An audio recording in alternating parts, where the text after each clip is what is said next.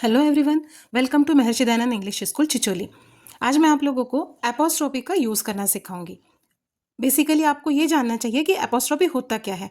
Apostrophe ये एक punctuation mark है जिसे हम इस प्रकार लिखते हैं। ठीक है, तो आइए देखते हैं इसका यूज़ कैसे करते हैं। नॉर्मली इसका यूज़ पोजीशन बताने के लिए किया जाता है। जैसे मैंने यहाँ एग्जाम्पल लिख के रखे हैं, Neha's house, it is Neha's house. Okay, Neha का घर है, उसका पोजीशन बताने के लिए हमने यहाँ क्या किया, नेहा उसके बाद एपोस्ट्रोफी लगाया है। और हमने यहाँ पे देखिए राहुल्स बाइक। ओके, राहुल के बाद हमने एपोस्ट्रोफी लगाकर एस का यूज़ किया है। इसका पोजीशन बताने के लिए हमने यहाँ पे यूज़ किया है। अब इसके बाद वाला आप एग्जाम्पल देख रहे होंगे, क्लास के बाद मैंने एपोस्ट्रोफी तो लगाया है लेकिन एस नहीं लगाया है। तो यही रूल मैं आपको बताना चाह रही हूँ कि एपोस्ट्रोफी का यूज़ करते समय अगर आपका जो नाउन है वो एस एंडिंग है तो हम वहाँ पर केवल एपोस्ट्रोफी लगाएंगे, उसके बाद हम एस नहीं लगाएंगे।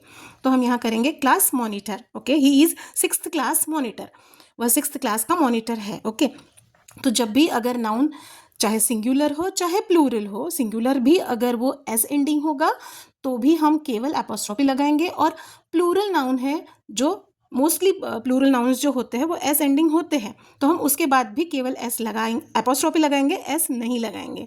ओके, फिर हम 2 डेज मनाते हैं, चिल्ड्रंस डे और टीचर्स डे। हमें बड़ा कन्फ्यूजन होता है कि यहाँ पे एपोस्ट्रोफी लगाना है या नहीं लगाना है। तो मैं आपको बता दूं कि ग्रामेटिकली आप लोगों ने इन दोनों डेज को इसी प्रकार से लिखना चाहिए। चिल्ड्रन के बाद ये प्लूरल नाउन है, ये हमने एपोस्ट्रोफी लगाया और एस का यूज़ किया है।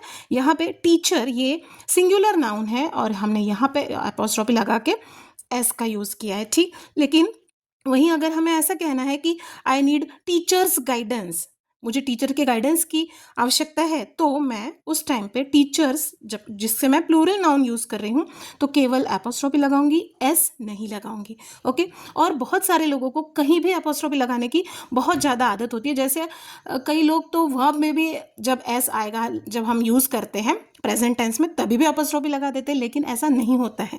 कभी भी अगर आप कहीं एस ऐड कर रहे हो तो एपोस्ट्रोफी लगाने की ज़रूरत नहीं होती। अब और एक यूज़ होता है एपोस्ट्रोफी का, जैसे आप देख रहे होंगे यहाँ मैंने लिखा है डोंट, ऐसे बहुत सारे वर्ड है, didn't, haven't, hadn't, then won't, etcetera etcetera. जैसे इट्स, तो यहाँ पे क्या हुआ है, ये जो एपोस्ट्रोफी है इसका यूज़ लेटर को ओमिट करने के लिए, ओमिट करना मीन्स उसको हटा देना, बाहर निकालना। ठीक है, यहाँ पे देखिए डू नॉट को जब मैं शॉर्ट फॉर्म में लिखती हूँ तो मैं इसे ऐसा लिख सकती हूँ, डू डोंट। ओके, सो यहाँ पे क्या किया, इस ओ को ओमिट करने के लिए मैंने यहाँ पे एपोस्ट्रोफी लगाया। ऐसे ही यहाँ पर इट्स मीन्स इट इज़, तो जब हम इस आई को ओमिट करते हैं तब हम इसे इट एपोस्ट्रोफी लगाकर एस, इट्स ऐसा लिख सकते हैं। मतलब ओके, आई थिंक आपको एपोस्ट्रोफी का यूज़ बहुत अच्छे से समझ में आ गया होगा और अब आप सब इसका यूज़ बहुत ही सही तरीके से, ग्रामेटिकली करेक्ट तरीके से करेंगे। ओके, बाकी हम नॉर्मली जब कहीं यूज़ करते हैं तो इतना मैटर नहीं करता है, लेकिन जब हम एग्ज़ाम्स देते हैं तो एग्ज़ाम में ग्रामेटिकली करेक्ट होना बहुत ज़्यादा ज़रूरी होता है। तब इस टाइम पे आप लोगों को ये रूल्स को ध्यान में रखना है। ओके, तो चलिए अब हम मिलते हैं हमारे नेक्स्ट वीडियो में। Until then, goodbye, see you.